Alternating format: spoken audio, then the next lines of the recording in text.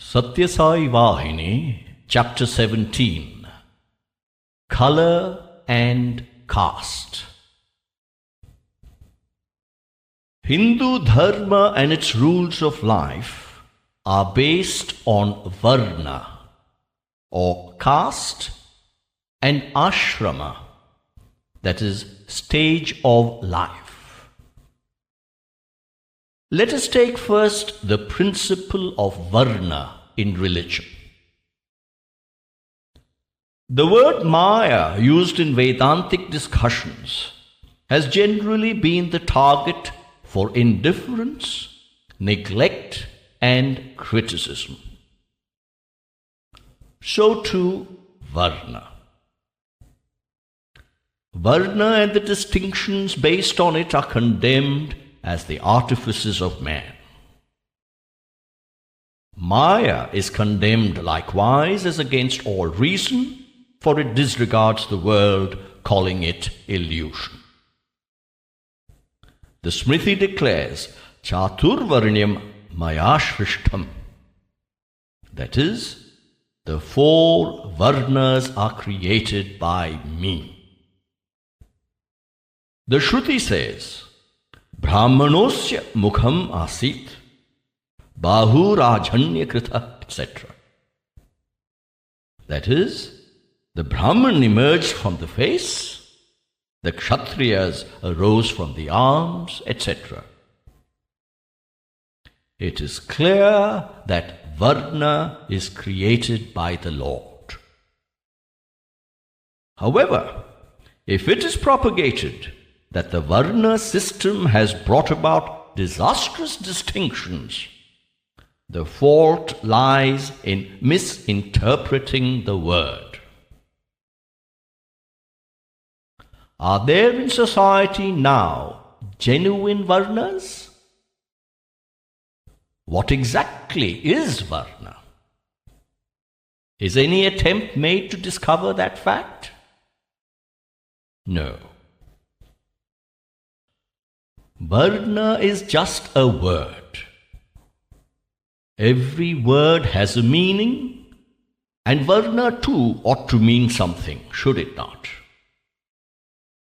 To prove that trees exist, the word tree is enough. A word is just sound, but it indicates something existing. The sound elephant is the proof of the existence of that animal.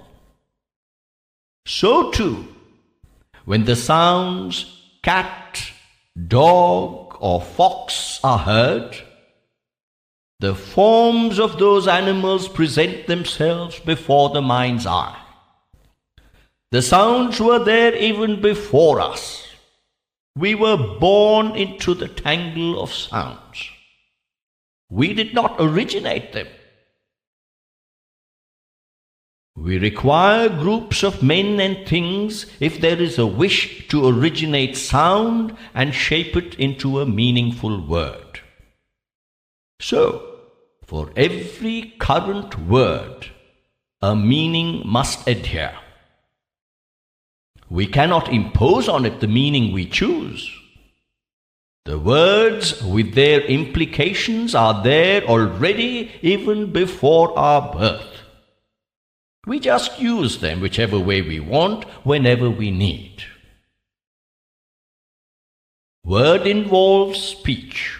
It means pada in Sanskrit. Every object in the world is called in Sanskrit a padartha, that is, a word meaning. The hill is the heap of earth indicated by the word hill. Similarly, the word Brahman and Shudra inform us that there were persons answering to those words. The questions, who is a Brahman? Who is not a Brahman? Are irrelevant now. What is being made known is only the conceptions of word and meaning. The entire cosmos is subsumed under word and meaning. It is sheer name and form. The name being the word and the form the meaning. The Shrutis, the Vedas declare so. Vacharambhanam vikaro namadheyam. That is, name and form are one single indivisible unit. Just as Shiva and Parvati, active and inert, object and image, the moon and moonlight. Yet, for dealing with the world is all important. The word arises from thought. Thought is shaped by experience. Experience depends on desire. And desire springs from ignorance, from ajnana, maya, avidya or prakriti, which too is fundamentally based on the divine.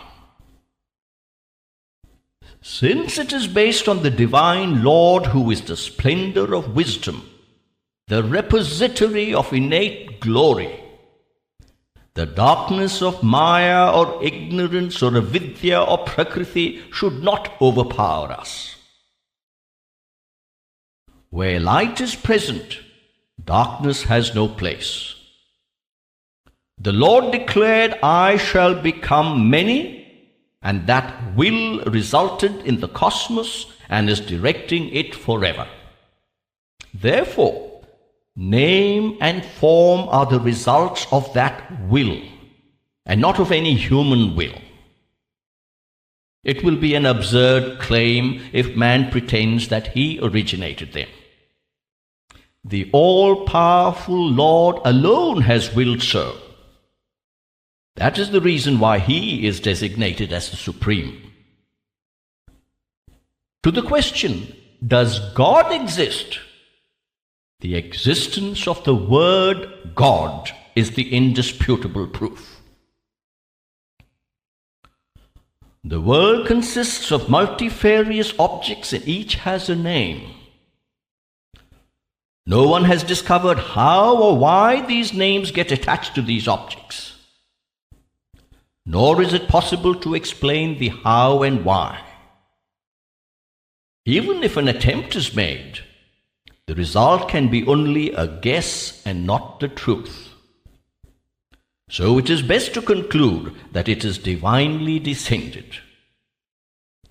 Words used between birth and death, or current before birth or after death, words indicating the mother and the children, or words like righteousness, dharma, or unrighteousness, adharma, heaven or svarga, and hell or naraka, are certainly not human artifices, but divine dispensations. The Vedas are the authority for this declaration. Let us consider one point. Can anyone quote a single instance, either in this world or some other, of a mere word which does not convey a meaning? No, it is impossible.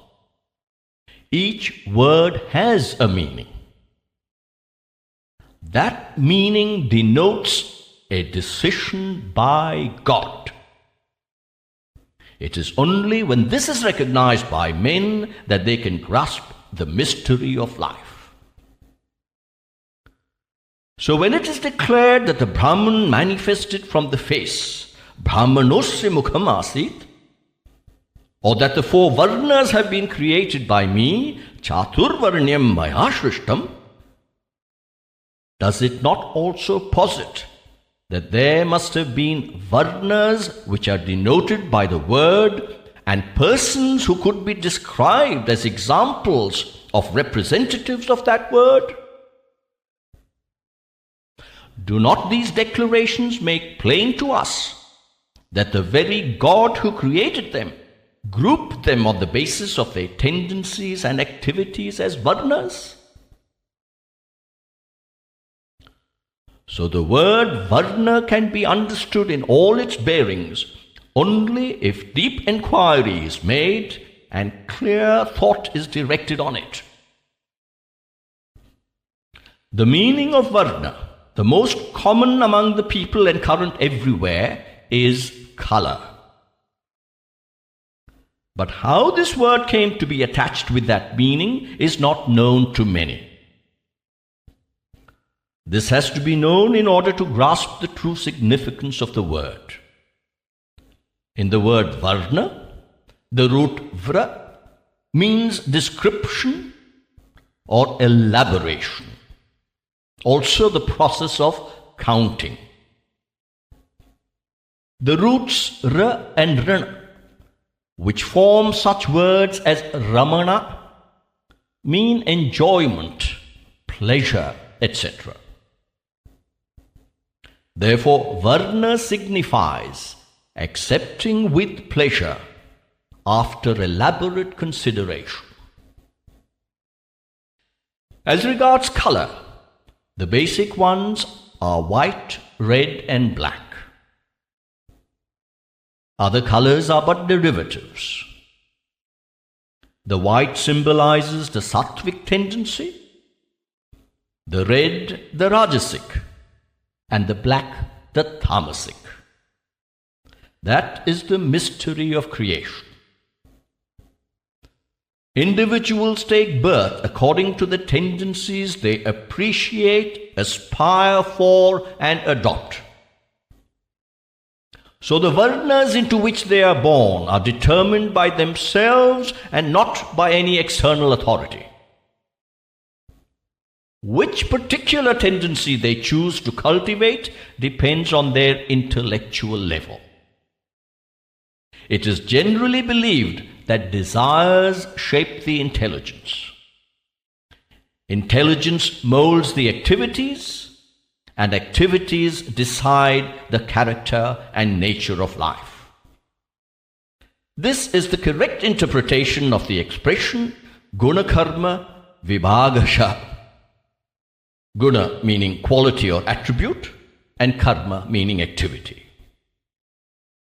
While the Shruti and the Smriti texts indicate elaborately the causes that lead to the individual's birth, life, and death in particular castes, religion, families, and sections, persons who are unable to understand the same lay down theories according to their own limited intelligence and derive satisfaction therefrom. What else is this but sheer ignorance? Or it may be egoist pride, exhibiting that they know everything. For is not egoism itself the progeny of ignorance? The conclusion is that caste, social status, family, and even religion are determined by guna, that is, quality or attributes, and karma, or deeds. They are not amenable to human manipulation. The Vedas declare so. They posit that it has been so decided by divine will. Bharat is designated as Karma Bhumi or Karma Kshetra, the holy land of Godward activity. All men everywhere are pilgrims trekking towards the holy land of Godward activity. Karma is the sine qua non of Bharat. It holds forth the divinity of activity and turns all activity into spiritual sadhana. This is the reason for the names by which Bharat is known. The sacred scriptures of this land, the Shruti, loudly proclaim that the individual is the architect of his own fate his high or low status in society, his luxury or poverty, liberty or bondage. Sayat kraturasmin loke purusho bhavati, tatetha pratye bhavati. That is, whatever form the person craves for now while alive in this world, that form he attains after death. The Shruti declares thus. Therefore it is clear that karma decides janma, and that the luxury or poverty, the character and attitude, the level of intelligence, the joys and grief of this life are the earnings gathered during previous lives. The inference, therefore, is inevitable that the next life of the individual will be in consonance with the activities prompted by the level of intelligence which rules the person here and now. Some persons, though of noble birth, engage themselves in evil deeds. Others, though born in castes considered low, are engaged in good deeds. How does this happen? This is a problem that agitates us often. Persons born as Brahmins perform bad deeds. In other words, they descend into Rajasic and Tamasic levels. Persons born in inferior castes rise into the Sattvic level and do good deeds. Brahmins of the type mentioned are only Janma Brahmins, that is, Brahmins by birth, and not Karma Brahmins, or Brahmins by virtue of their deeds. The others are low only by birth, and not low at all by virtue of their deeds. The Vedas require coordination of birth and behavior in castes. Persons of pure sattvic nature are rare in the world. They have mostly rajas coloring and sattvic character. Such individuals, having attained noble birth, are involved in rajasic activities. They declare by their deeds that they are of mixed caste. The Vedas have not ignored such examples of mixed nature and the consequent effects on caste. The Vedas are impartial. They are not prejudiced against one and favorable to another. They do not elevate one set of persons or discard another. They only proclaim the truth that exists. Let us consider an example.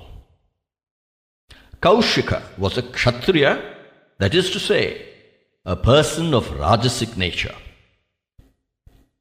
However, as the result of his deeds in previous lives, Sattvic tendencies and attitudes entered his consciousness, and he went about adhering strictly to truth.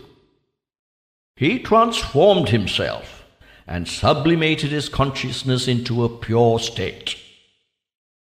The mantra that he uttered, and which emanated from that level of consciousness, is the Gayatri mantra.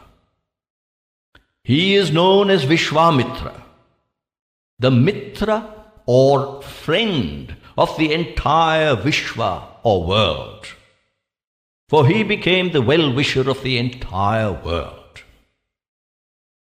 Brahmins have accepted and acclaimed that mantra as a divine gift. They have revered and recited it and derived immense bliss. Kaushika was therefore a Janma Kshatriya, that is, a Kshatriya by birth, but he became a Karma Brahman, that is, a Brahman by deed, and he was accepted as such by the Vedas, which emanated from the voice of God. Thus it is clear that the Vedas proclaim the path to all mankind without prejudice, partiality, or sense of distinction. They pay attention only to the thoughts and acts of the individual. About this, modern thinkers may have some doubt. This is quite natural. Let us see what that doubt is. When it is said that divine will has laid down the Varnas, should they not exist in all lands? Surely they should not be confined to this country Bharat, they say. But there is no rule that whatever is created should necessarily be found to exist everywhere. It is not possible to realize that expectation. It is but natural that restrictions and preferences concerning the process of living, comprising the code, have to be established with reference to each region, its atmosphere and climate, its peculiarities and specialities.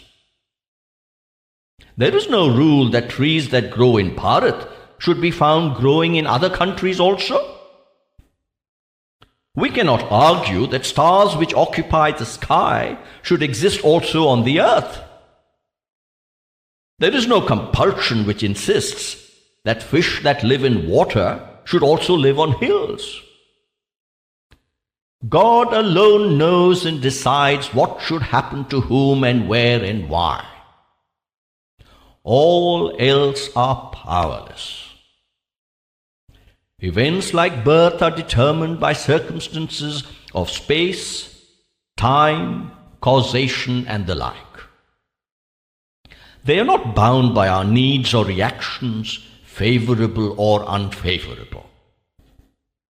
For this reason, mere observations and study of what is patent will only lead to confusing doubts about Varnas. Such doubts are inevitable, for they are bred by the ego. The core of reality is separate and distinct from the fabrications of the ego. When people start acting according to the whims of fancy and speaking whatever comes to mind, we can only characterize them as models of sheer ignorance.